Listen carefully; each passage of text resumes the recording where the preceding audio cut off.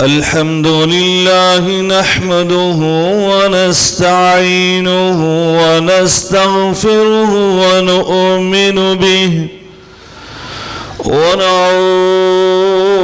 ونعوذ بالله من شرور أنفسنا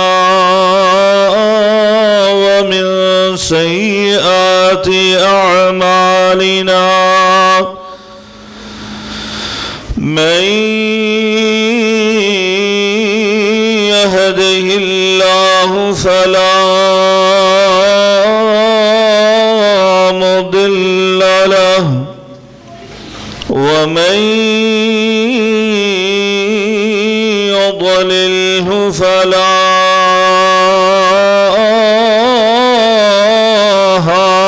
هادي له وأشهد أن لا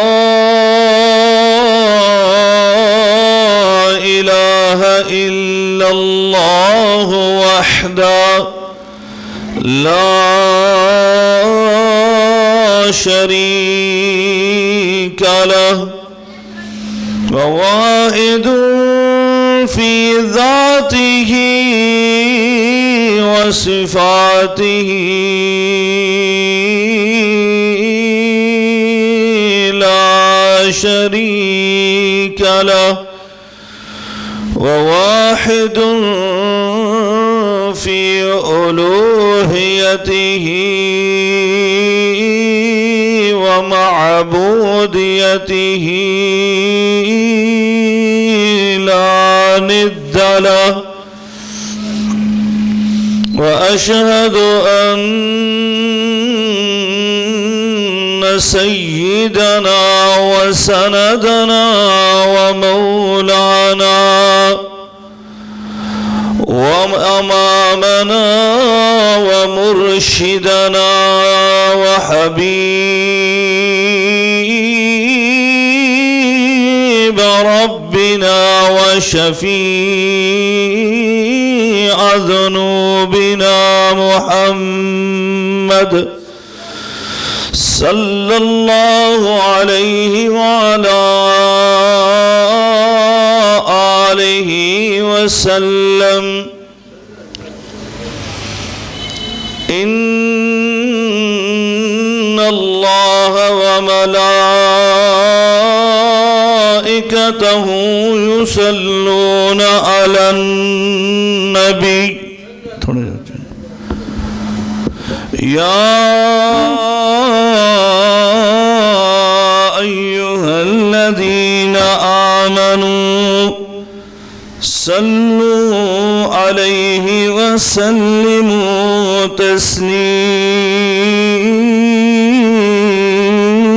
تسليما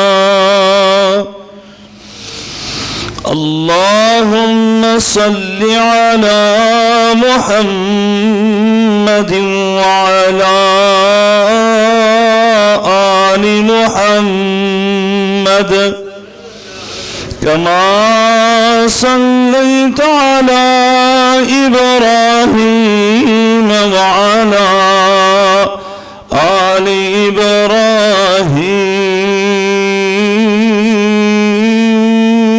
إبراهيم إنك حميد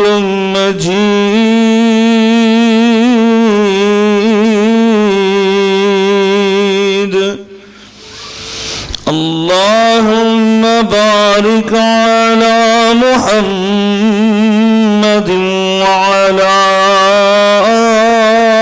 آل محمد كما باركت على إبراهيم وعلى آل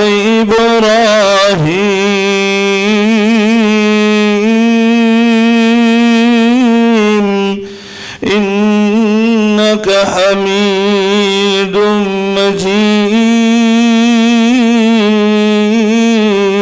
مجيد سبحانك لا علم لنا إلا ما علمتنا سبحانك لا علم لنا إلا ما علمتنا إنك أنت العليم الحكيم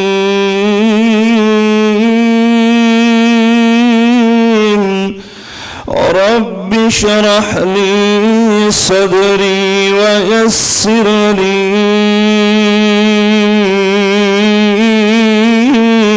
أمري واحلل عقدة من لساني يفقه قولي أما بعد فإن خير الحديث كتاب الله وخير الهدي هدي محمد صلى الله عليه وعلى آله وسلم وشر الأمور محدثاتها وكل محدثة بدعة وكل بدعة ضلالة وكل ضلالة في النار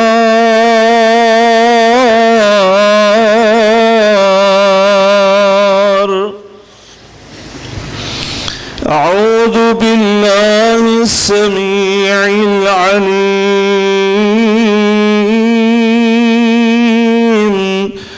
من الشيطان الرجيم بسم الله الرحمن الرحيم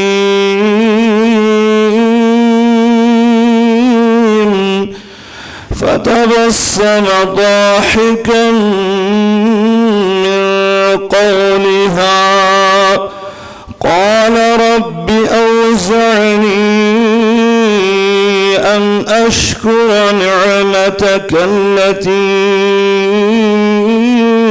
أنعمت علي وعلى والدي وأن أعمل صالحا ترضاه وأدخلني برحمتك في عبادك الصالحين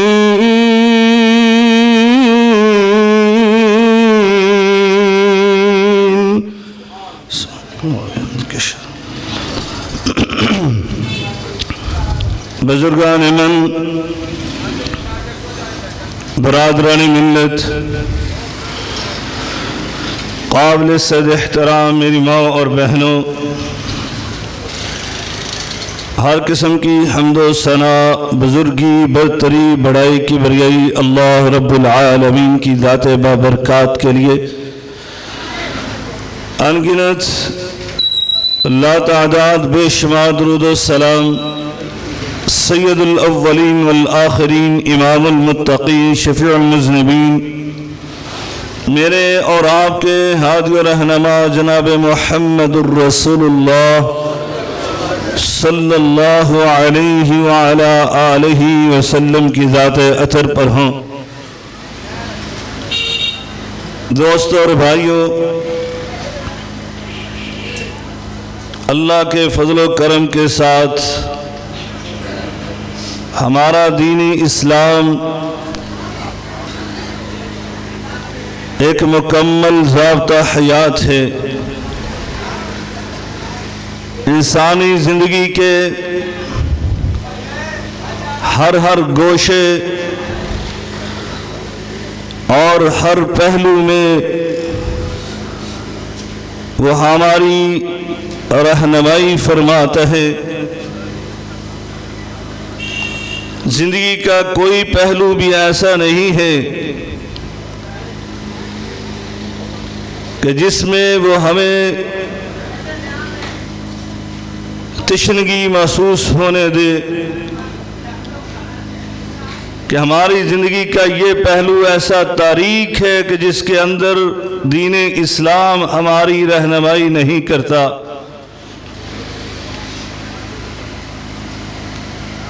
بلکہ ہر لحاظ سے ہر زندگی کے موڑ پر،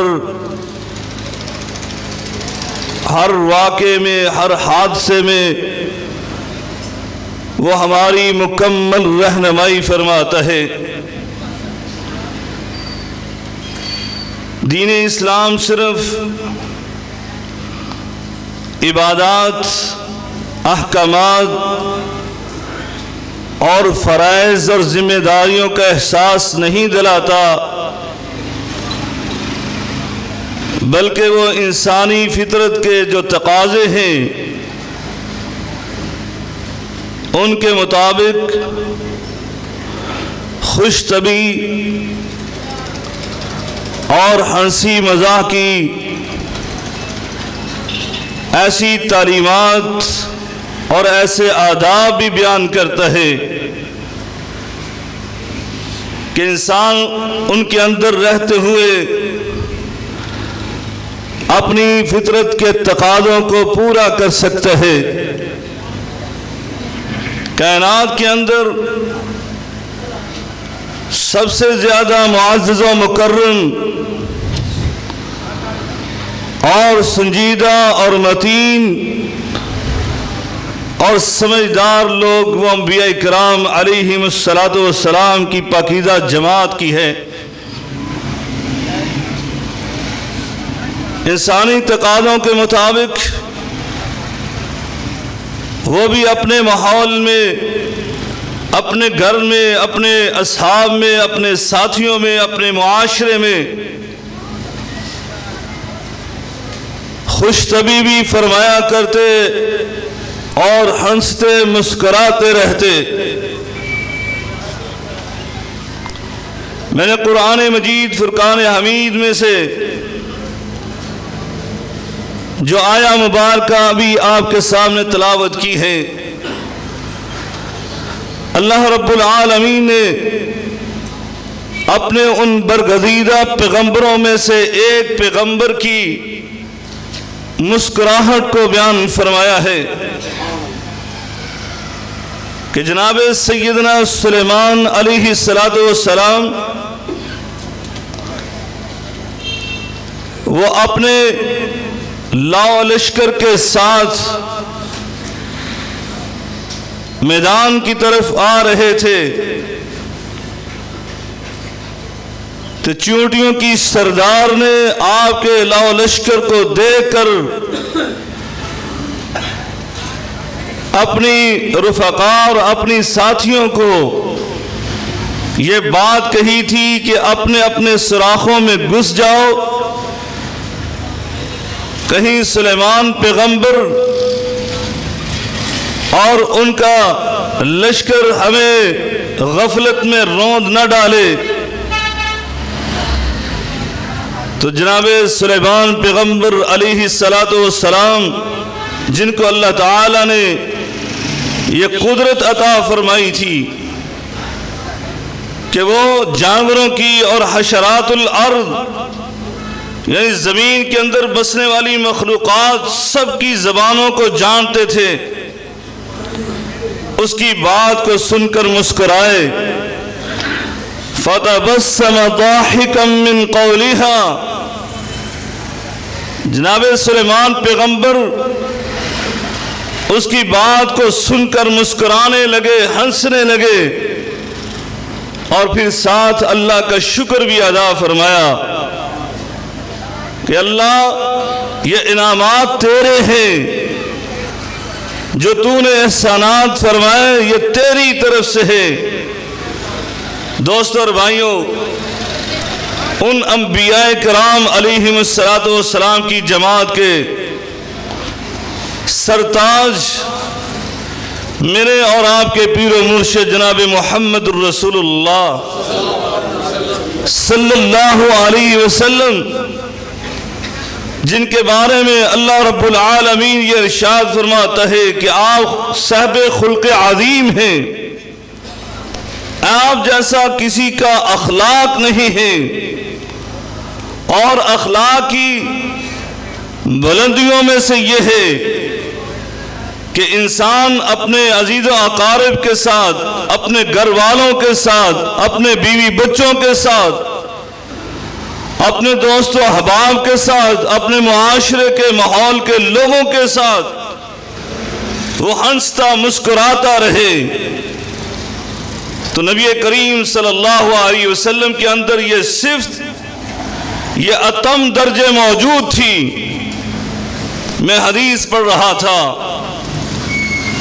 جناب عبداللہ ابن مالک رضی اللہ تعالی عنہ فرماتے ہیں، ما رأيت احدا كان اکثر تبسما من رسول اللہ صلی اللہ علیہ وسلم۔ قربان ہو جائیں، آپ ترجمہ سنیں گے آپ کا ایمان تازہ ہو جائے گا۔ آج ہم نے جو وعظ و نصیحت سنی، آج تلک جو قرآن و حدیث کی روشنی میں ہم سنتے آئے، اور زیادہ تر جو باتیں ہم سنتے ہیں، اس نے ہمارے ذہنوں میں رسول اکرم صلی اللہ علیہ وسلم کی شخصیت کا ایک ایسا اسکیچ یا ایسا تصور بٹھا دیا ہے کہ شاید میرے آقا علیہ السلام ہمیشہ سنجیدہ رہنے والے، ہمیشہ آپ کے چہرہ متانت اور سنجیدگی کی تصویر بن کر اللہ کے احکامات اور تعلیمات سناتا تھا، اور صرف وہ فرائض کی نشاندہی کرتے تھے، یا پھر آج جا کر وہ اللہ کی جنت کی صرف بشارتیں سناتے تو وہ بھی انتہائی سنجیدگی کے ساتھ۔ لیکن آپ کی سیرت کے پاکیزہ اور رات میں سے اس پہلو کو عمومی طور پر بیان ہی نہیں کیا جاتا کہ جو صحابہ کرام یہ بیان کرتے ہیں۔ جناب عبداللہ کیا بیان کرتے ہیں؟ کہا ما رأیت احدا کان اکثر تبسما من رسول اللہ صلی اللہ علیہ وسلم۔ میں نے کبھی بھی نبی کریم صلی اللہ علیہ وسلم سے زیادہ کسی اور کو مسکراتے ہوئے نہیں دیکھا۔ یعنی میں نے نبی کریم صلی اللہ علیہ وسلم کو جب بھی دیکھا آپ کو مسکراتے ہوئے ہی پایا۔ اسی طرح جناب جریر ابن عبداللہ رضی اللہ تعالی عنہ بیان فرماتے ہیں، ما عجبنی النبی صلی اللہ علیہ وسلم منذ اسلمت۔ میں جب بھی نبی کریم صلی اللہ علیہ وسلم کی خدمت میں حاضر ہونا چاہا، جب سے میں نے اسلام قبول کیا، اس کے بعد جب بھی دل چاہا، رات کو دل چاہا، دن کو دل چاہا،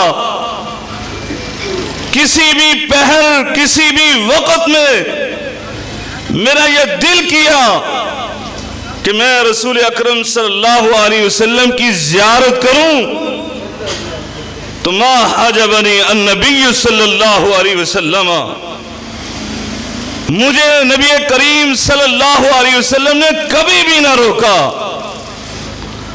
کبھی بھی آپ سے کوئی رکاوٹ نہ ہوئی۔ میں آپ کی خدمت میں جب چاہا حاضر ہو گیا۔ اور پھر اس کے بعد کہتے ہیں، کبھی زندگی میں ایسا موقع نہیں آیا کہ میں نے نبی کریم صلی اللہ علیہ وسلم کی خدمت میں حاضر ہوا، وَلَا رَآنِي إِلَّا تَبَسَّمَ فِي وَجْهِي میں جب بھی آقا علیہ السلام کے سامنے آیا تو میں نے آپ کے چہرے پر مسکراہٹ ہی دیکھی. زندگی کا کوئی لمحہ ایسا نہیں تھا کہ جس میں نبی کریم صلی اللہ علیہ وسلم کے سامنے آیا تو آپ کے چہرے کو اترا ہوا دیکھا, آپ کے چہرے پر غصے کے آثار نظر آئے, آپ کے چہرے پر کوئی ایسے اثرات نظر آئے جس سے مجھے یہ محسوس ہو کہ میرے آقا ناگواری محسوس کر رہے ہیں. جب بھی آیا تو آپ کا چہرہ مسکرا رہا تھا. اللہ اکبر, کیوں نہ ہوتا کہ میرا اللہ تو قسمیں اٹھا کر ان کے اخلاق کو اس انداز سے بیان کرتا ہے. بسم اللہ الرحمن الرحیم.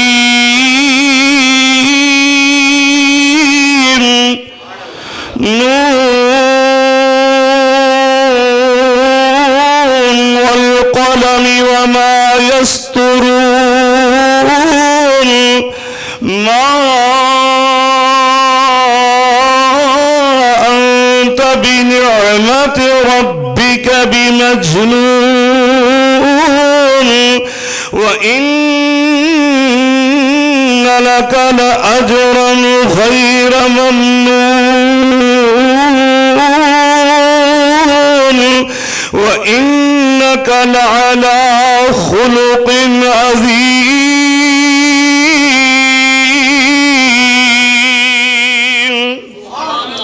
اللہ قسمیں اٹھا کر فرماتا ہے میرے آقا علیہ السلام کے بارے میں کہ وہ خلق عظیم کے مالک ہیں.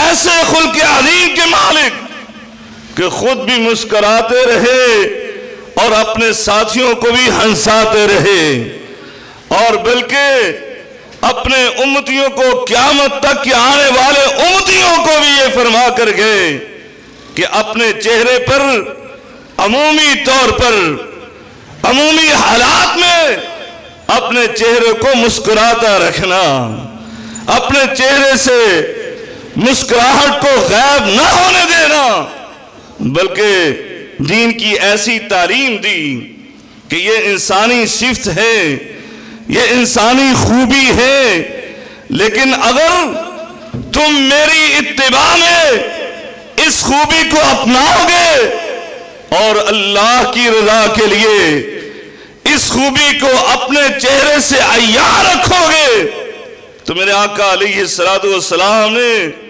جہاں دنیاوی فوائد بھی بیان کیے وہاں فرمایا یہ تمہارے لیے صدقہ بن جائے گا. اللہ اکبر. میرے آقا علیہ السلام نے فرمایا چاہے غریب ہی کیوں نہیں, مزدور ہی کیوں نہیں, ہاری کیوں نہیں, آپ کی جیب پیسوں سے خالی ہی کیوں نہیں, میرے آقا نے کہا اپنے چہرے کو مسکراتا رکھو. کیوں؟ فرمایا یہ ایسی دولت ہے, یہ ایسی قوت اور طاقت ہے کہ اس کے ساتھ بندہ وہ چیزیں حاصل کر لیتے ہیں جو مال کے ساتھ بھی حاصل نہیں کر سکتا. میرے آقا نے ارشاد فرمایا انکم لن تسعوا الناس باموالکم, فرمایا تم اپنے مال جتنے بھی خرچ کر لو تم کبھی بھی لوگوں کو دل نہیں جیت سکتے. آپ عارضی طور پر کسی بندے کو مال دے کر اس کے دل میں محبت پیدا کر سکتے ہیں, لیکن ہوگا کیا, وہ بندے کے دل میں جیسے ہی وہ مال ختم ہوتا ہے اس کے اثرات بھی ختم ہو جاتے ہیں, بلکہ دل میں اس کے یہ خیال پیدا ہو جاتا ہے آج پھر مال ختم ہو گیا, یہ بندہ اس کو تو اللہ نے اتنا عطا کیا تھا کہ یہ چند دن کے لیے میری جیب کو نہیں بلکہ پوری زندگی میرا خرچہ اٹھا سکتا ہے. اس کے دل میں تمہارے بارے میں یہ جذبات پیدا ہو جاتے ہیں. اس لیے میرے آقا نے لن کے سیغے کے ساتھ بیان کیا انکم لن تسعوا قلوب الناس لن تسعوا الناس, کہ تم لوگوں کے دلوں میں اپنے مالوں کے ساتھ گھر نہیں کر سکتے، ولیکن یسعہم بسط الوجہ وحسن الخلق، فرمایا لیکن اگر تم اپنے چہرے کو حشاش بشاش رکھو، جب بھی اپنے مسلمان بھائی کو ملو تو مسکراتے ہوئے ملو، اپنے اخلاق کو اچھا رکھ کر ملو، تو فرمایا تم لوگوں کے دلوں کو خرید سکتے ہو، لوگوں کے دلوں میں گھر کر سکتے ہو۔ اس لیے میرے آقا علیہ الصلوۃ والسلام نے ایک اور مقام پر فرمایا کہ شاید ہم میں سے کوئی لوگ یہ سمجھتے ہوں مسکراہٹ کا کیا فائدہ ہے، یہ تو عام سی بات ہے، اس کو معمولی سمجھتے ہوئے ترک کر دے۔ میرے آقا نے فرمایا لا تحقرن من المعروف شیئا،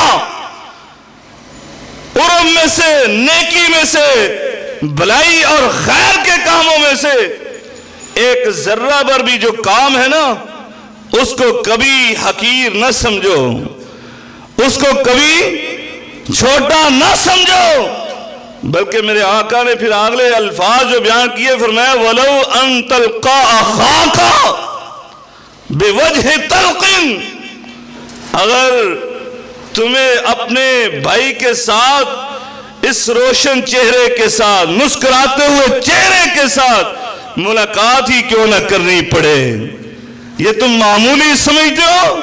فرمایا یہ معمولی نہیں ہے، بلکہ میرے آقا علیہ الصلوۃ والسلام نے فرمایا تبسمک فی وجہ اخیک لک صدقہ، اگر تو نے اپنے بھائی کی آمد پر، اس کی ملاقات کے وقت تو نے اپنے چہرے کو مسکراتا ہوا بنا لیا، تو میں زبان نبوت سے تمہیں بشارت دیتا ہوں تمہارے لیے اللہ اس کو صدقہ بنا دے گا۔ اور صدقے کے بارے میں بہت ساری آیات اور احادیث نہیں سناتا، صرف ایک مقام آپ اکثر تلاوت میں، نماز جمعہ کی دوسری رکعت کی تلاوت میں وہ رکوع سنتے رہتے ہیں، وہ آیت بار بار آتی رہتی ہے۔ سورۃ المنافقون میں اللہ رب العالمین صدقے کے بارے میں پتہ کیا فرماتا ہے؟ فرمایا وَأَنفِقُوا مِمَّا رَزَقْنَاكُمْ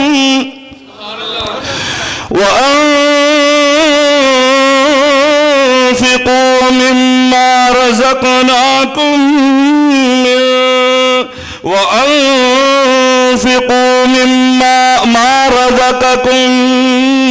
مِّن قَبْلِ أَن يَأْتِيَ أَحَدَكُمُ الْمَوْتُ وَأَنفِقُوا مِمَّا رَزَقْنَاكُم مِّن قَبْلِ أَن يَأْتِيَ أَحَدَكُمُ الْمَوْتُ فَيَقُولَ رَبِّ لَوْلَا أَخَّرْتَنِي إِلَى أَجَلٍ قَرِيبٍ فَأَصَّدَّقَ وَأَكُن مِّنَ الصَّالِحِينَ۔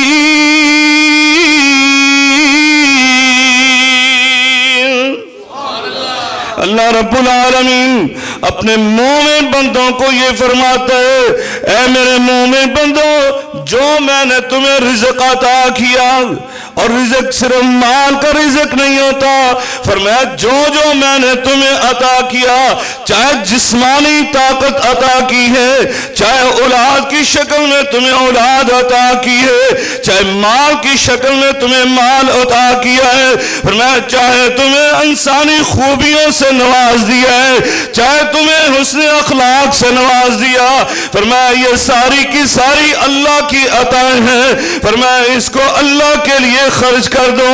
کب؟ فرمایا من قبل ان یاتی احدکم الموت، موت کے آنے سے پہلے، وگرنہ کیا ہوگا؟ موت کا فرشتہ تمہارے سامنے آ کھڑا ہوا اور یہ سب بنانا ہے کل نفس ذائقۃ الموت، كل من عليها فان ويبقى وجه ربك ذو الجلال والإكرام.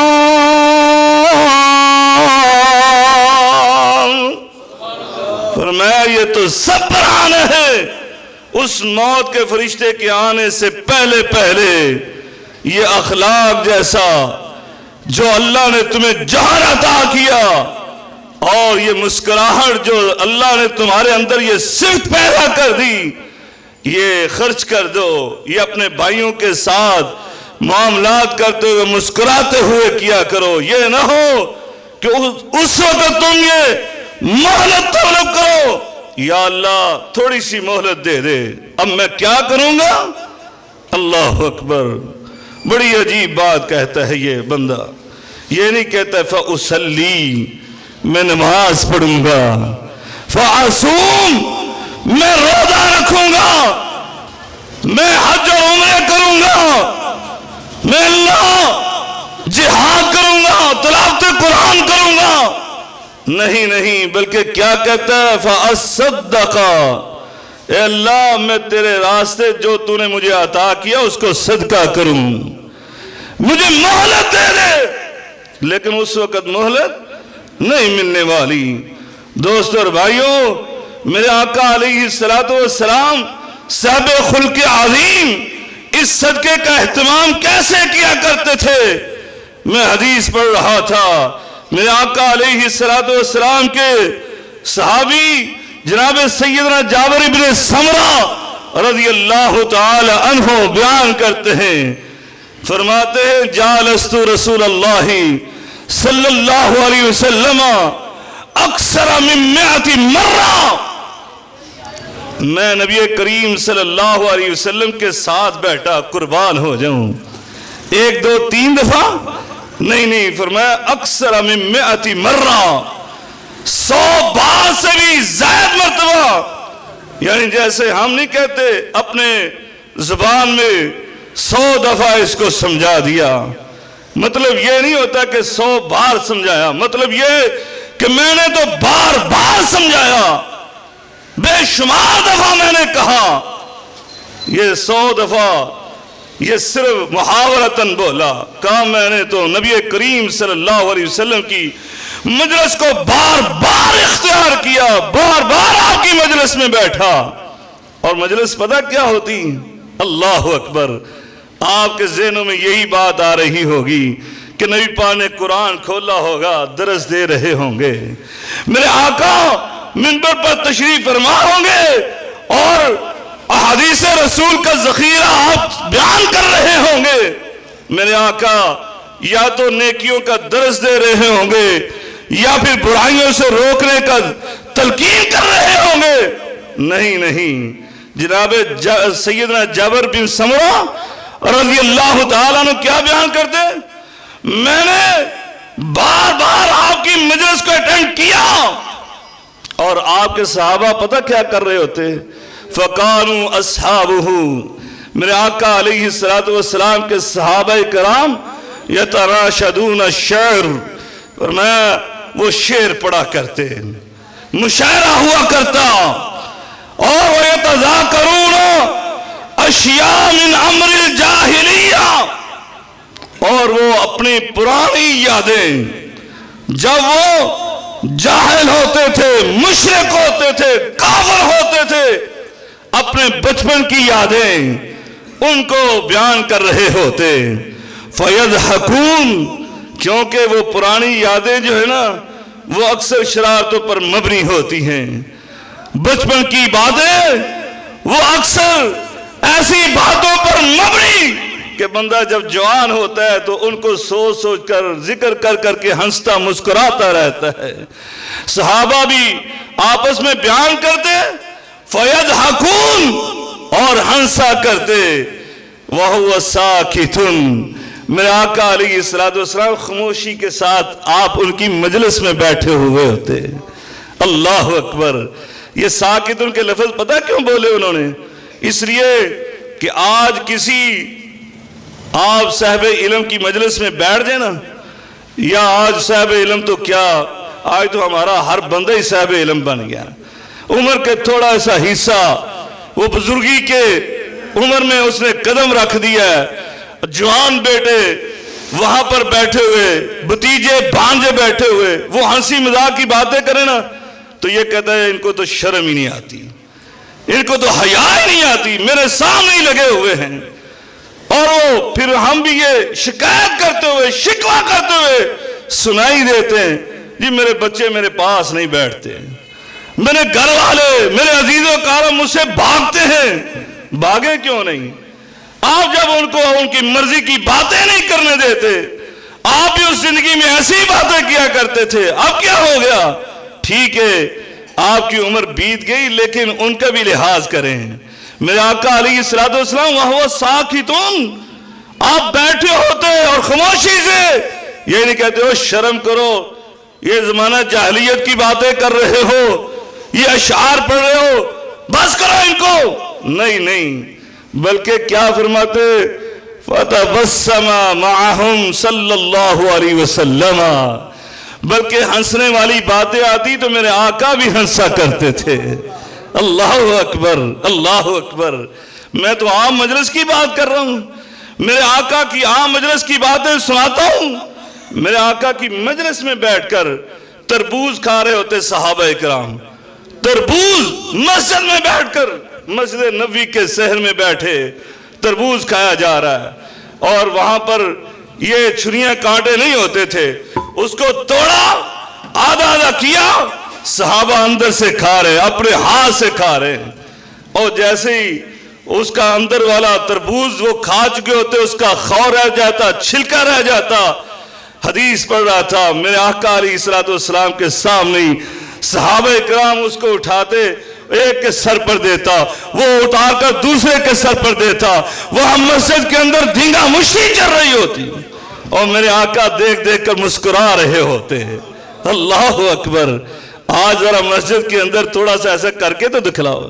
یہاں تو قاری صاحب جانتے ہیں، یہاں بچے تھوڑا سا بھاگ جائے تو یہاں کوئی نمازی آیا ہو نا باہر، وہ کہتا ہے قاری صاحب تو کنٹرول ہی نہیں ہے، یہ قاری صاحب نے تو مسجد کو کھاڑا بنا رکھا ہے۔ وہ بچے یہاں پڑھتے ہیں، وہ کہاں جا کر کھیلیں گے؟ وہ کہاں پر ایک دوسرے سے ہنسی مذاق کریں گے؟ میرے آقا کے سامنے یہ سنجیدہ لوگ، بڑے لوگ، صحابہ کرام، صوفہ یونیورسٹی کے طلباء، وہ تربوز کھانے کے بعد چھلکے ایک دوسرے کے سر پر رکھ رہے ہوتے تھے، اور میرے آقا مسکرا رہے ہوتے۔ اللہ اکبر، اللہ اکبر۔ ایک دن میرے آقا کھجوریں کھا رہے تھے اپنے صحابہ کے ساتھ، جناب سیدنا صہیب رومی رضی اللہ تعالی عنہ وہ تشریف لے آئے، ایک آنکھ پر کپڑا باندھا ہوا۔ میرے آقا نے پوچھا کیا ہوا صہیب؟ کہا اللہ کے رسول میری آنکھ دکھ رہی ہے، میری آنکھ اس میں مرض آ گیا، یہ درد ہو رہی ہے۔ میرے آقا نے مسکراتے ہوئے کہا کوئی بات نہیں، یہ کھجوریں ہمارے ساتھ کھاؤ۔ وہ شروع ہو گئے، بھوک لگی ہوئی تھی، اب دوسرے صحابہ سے، میرے آقا سے ان کی سپیڈ تیز تھی۔ میرے آقا نے کہا صہیب کیا کر رہے ہو؟ تمہاری آنکھ دکھ رہی ہے، تمہاری آنکھ میں مرض ہے، اور یہ کھجور جو ہے تمہاری آنکھ کو نقصان دے گی، اور تم سب سے زیادہ جلدی سے کھا رہے ہو۔ صہیب نے ہنستے ہوئے کہا اللہ کے رسول میری بائیں آنکھ میں درد ہے، میں دائیں آنکھ سے کھا رہا ہوں۔ میرے آقا علیہ السلام ایسے مسکرائے کہ صحابی کہتے حتی بدت نواجذہ، میرے آقا کی داڑھیں مبارک نظر آنے لگی۔ اسی طرح میرے آقا کھجوریں کھا رہے، سیدنا علی رضی اللہ تعالی عنہ میرے آقا کے پہلو میں بیٹھے ہوئے، آپ بھی کھجوریں کھا رہے، صحابہ بھی کھجوریں کھا رہے۔ میرے آقا چپکے سے گٹھلی نکالتے اور حضرت علی کے سامنے رکھ دیتے، اور کچھ دیر کے بعد میرے آقا نے اس مجلس کو زعفران بنانے کے لیے، خوش طبی کرنے کے لیے، میرے آقا علیہ السلام نے کہا اور میرے صحابہ ایک سوال پوچھنا چاہتا ہوں۔ صحابہ نے عرض کی اللہ کے رسول کیا پوچھتے ہیں؟ کہا سب سے زیادہ کھجوریں کون کھا رہا ہے؟ اب صحابہ کرام حیران ہو گئے کہ ہم نے تو کوئی شمار ہی نہیں کیا۔ میرے آقا علیہ السلام نے فرمایا ہنس بھی دیتا ہوں، میں تھوڑا سا اشارہ بھی کرتا ہوں، تم اس سے اندازہ لگا سکتے ہو کہ اللہ کے رسول وہ کیا ہے؟ کہا گٹھلیوں کو دیکھو، گٹھلیوں کو دیکھو۔ مطلب یہ تھا جس کے سامنے زیادہ گٹھلیاں ہیں وہ زیادہ کھجوریں کھا رہا ہے۔ سب نے دیکھا حضرت علی رضی اللہ تعالی عنہ بڑے ذہین فطین، میرے نبی کے تعلیم یافتہ، آپ کی تربیت میں رہنے والے، لیکن اللہ نے ذہانت بڑی عطا کی ہوئی تھی۔ جب نظر ڈالی تو دیکھا میرے سامنے تو بہت زیادہ 2 آدمیوں کی گٹھلیاں پڑی ہوئی اور میرے آقا کے سامنے ایک بھی گٹھلی نہیں ہے۔ تو جلدی سے کہا اللہ کے رسول میں بتاؤں سب سے زیادہ کون کھجوریں کھا رہا ہے؟ میرے آقا نے مسکراتے ہوئے کہا علی آپ ہی بتاؤ، کیونکہ سب سے زیادہ گٹھلیاں تو ان کے سامنے۔ جناب علی رضی اللہ تعالیٰ کا اللہ کے رسول جس کے سامنے گٹھلیاں نہیں ہیں۔ میرے آقا علیہ السلام نے حیران ہو کر مسکراتے ہوئے پوچھا علی وہ کیسے؟ گٹھلیاں نہیں ہیں جس کے سامنے؟ تو وہ میرے آقا کے سامنے نہیں تھی کہ اللہ کے رسول اس لیے کہ وہ گٹھلیاں نکالنے کی زحمت ہی نہیں کر رہا، وہ گٹھلیوں سمیت کھائی جا رہا ہے۔ گٹھلیاں نکالنے میں تو دیر لگتی ہے۔ میرے آقا علیہ السلام اتنا ہنسے حتی بدت نواجذ، میرے آقا علیہ السلام کی داڑھیں مبارکیں نظر آنے لگی۔ اللہ اکبر۔ دوستو اور بھائیو، میرے آقا کی مجلس ایسی تھی، ام ایمن رضی اللہ تعالی عنہا ایک دن آئیں، آ کر اللہ کے رسول سے عرض کرنے لگی اے اللہ کے رسول میں آپ کے پاس حاضر ہوئی ہوں، آپ میرے ساتھ تعاون کر دیجئے، ہمارے حالات کوئی درست نہیں ہے لیکن ہمیں کوئی کام کرنے کے لیے اونٹ کی سواری چاہیے، آپ ہمیں بیت المال سے اونٹ عطا کر دیں۔ میرے آقا علیہ السلام نے مسکراتے ہوئے کہا اے ام ایمن میں تمہیں خالی ہاتھ واپس نہیں لٹاؤں گا، لیکن میں تمہیں اپنے صحابہ کو آرڈر دیتا ہوں تمہیں اونٹ کا بچہ دے دیں۔ وہ صحابیہ ام ایمن پریشان ہو کر کہنے لگے اللہ کے رسول اونٹ کے بچے کو میں نے کیا کرنا ہے؟ میں آپ سے اونٹ مانگ رہی ہوں، آپ اونٹ کا بچہ دیں گے، اس کو تو سنبھالنا پڑے گا، الٹا اس سے کام کیا لے سکتے ہیں؟ میرے آقا نے مسکرا کر صحابہ سے پوچھا کبھی آپ نے کوئی ایسا اونٹ دیکھا ہے جو اونٹنی کا بچہ نہ ہو؟ جتنے بھی اونٹ ہوتے ہیں وہ اونٹ کے بچے ہوتے ہیں۔ تو ام ایمن بھی سمجھ گئی، مسکرانے لگی، میرے آقا بھی ہنسنے لگے، وہ محفل زعفران بن گئی۔ دوستو اور بھائیو، میرے آقا علیہ السلام کی یہ مجلس کے بے شمار ایسے واقعات تھے جو آپ کے سامنے ایسے بیان کر سکتا ہوں، لیکن ایک پہلو میں آپ کے سامنے ایسا بھی رکھنا چاہتا ہوں۔ میرے آقا صرف عمومی حالات میں نہیں، خوشحال ایام میں نہیں، بلکہ غصے کے حالات میں بھی مسکرایا کرتے تھے۔ اللہ اکبر۔ جنگ کے حالات تھے، سیدنا سعد بن ابی وقاص رضی اللہ تعالی عنہ آپ تیر چلا رہے تھے، میرے آقا علیہ السلام یہ فرما رہے تھے فداکا ابی و امی، اے سعد میرے ماں باپ تجھ پر قربان ہو جائے، ارمی ارمی، پھینکو پھینکو، تیر چلاتے رہو۔ اللہ اکبر۔ ایک تیر ایسا آیا جس کے سامنے پھل نہ تھا، ان کے ہاتھ آ گیا، آپ نے نشانہ باندھا، ایک کافر مشرک کو ایسے مارا تیر، اللہ اللہ، اس کی پیشانی پر جا لگا، وہ اتنی زور سے لگا کہ اس کی کلہ بازی لگ گئی اور اس کا تہبند کھل گیا، وہ ساری جنگ میں میدان جنگ میں ننگا ہو گیا۔ میرے آقا علیہ السلام یہ منظر دیکھ کر جنگ کی حالت میں مسکرانے لگے اور صحابہ اکرام بھی مسکرا رہے تھے میرے آقا کو دیکھ کر، ایسے حالات میں بھی مسکرائے۔ جناب سیدنا انس بن مالک رضی اللہ تعالیٰ عنہ فرماتے ہیں کنت امشی مع رسول اللہ صلی اللہ علیہ وسلم، ایک دن میں آقا علیہ السلام کے ساتھ چل رہا تھا، وعلیہ برد نجرانی غلیظ الحاشیہ، میرے آقا علیہ السلام نے ایک موٹی چادر، نجرانی چادر اوڑی ہوئی تھی اور وہ بڑی، اس کے کنارے جو تھے وہ بڑے سخت تھے۔ میرے آقا علیہ السلام نے اپنے کندھوں پر گلے کے ارد گرد اس چادر کو لپیٹا ہوا تھا.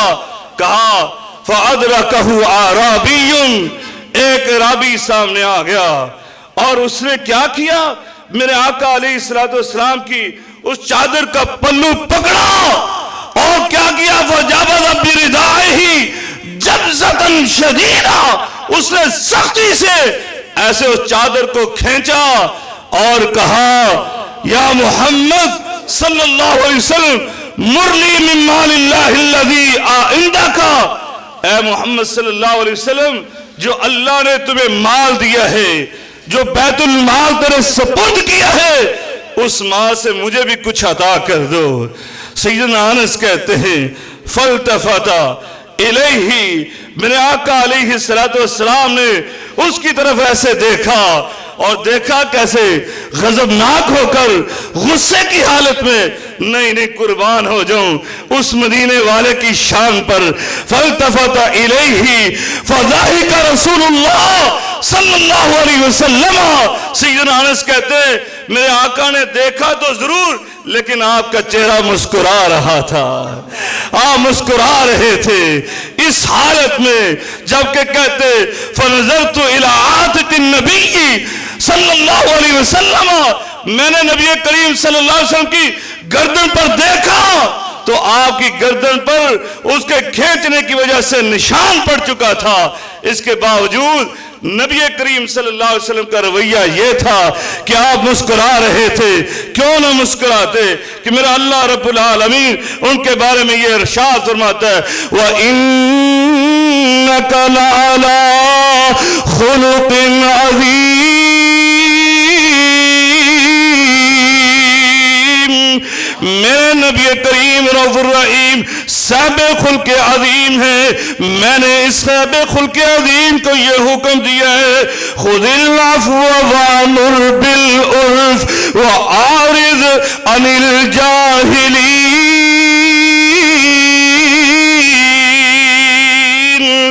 اے میرے نبی کریم رؤوف الرحیم صاحب خلق عظیم، آپ نے ان کے ساتھ معاملہ جو کرنا ہے معافی کا معاملہ کرنا ہے، درگزر کا معاملہ کرنا ہے، کیونکہ میرے مومن بندوں کی یہ صفات ہوتی ہے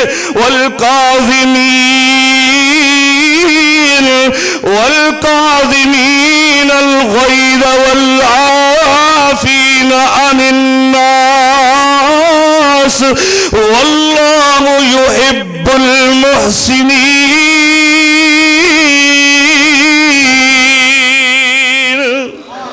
میرے نبی کریم رؤوف الرحیم تو مومنوں کے سردار، اس لیے فرمایا آپ کا خلق عظیم تو یہ ہے، فرمایا وَلَوْ كُنْتَ فَبِمَا رَحْمَةٍ مِّنَ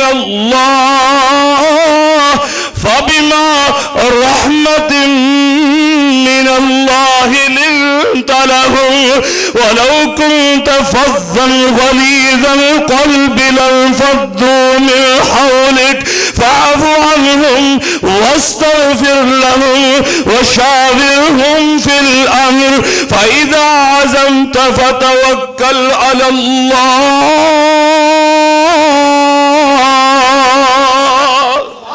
میرے نبی کریم رؤوف الرحیم کا تو اخلاق یہ ہے کہ آپ کے اخلاق کی وجہ سے چند سالوں میں یہ 23 سال کا عرصہ تھا کہ لاکھوں کا مجمع آپ کے ارد گرد جمع ہو گیا، کیونکہ آپ کا اخلاق یہ تھا کہ لَقَدْ جَاءَكُمْ رَسُولٌ مِّنْ أَنفُسِكُمْ عَزِيزٌ عَلَيْهِ مَا عَنِتُّمْ حَرِيصٌ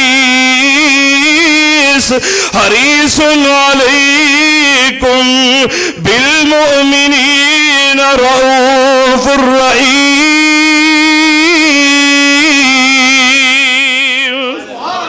میرے آقا علیہ السلام تو اپنے رفقاء کے ساتھ انتہائی رحیم شفیق، ان کے ساتھ خوش طبعی کرنے والے.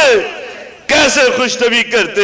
یقین جانے میرے آقا کی سیرت کے واقعات انبار لگائے کھڑے ہیں لیکن وقت ساتھ نہیں دیتا. صرف ایک واقعہ، میرے آقا ایسے مجلس میں موجود تھے، ایک صحابی آئے آ کر کہنے لگے ہلکت یا رسول اللہ، ہلکت یا رسول اللہ، میں ہلاک ہو گیا، تباہ برباد ہو گیا۔ میرے آقا نے کہا ہوا کیا ہے، کیا ہو گیا تجھے؟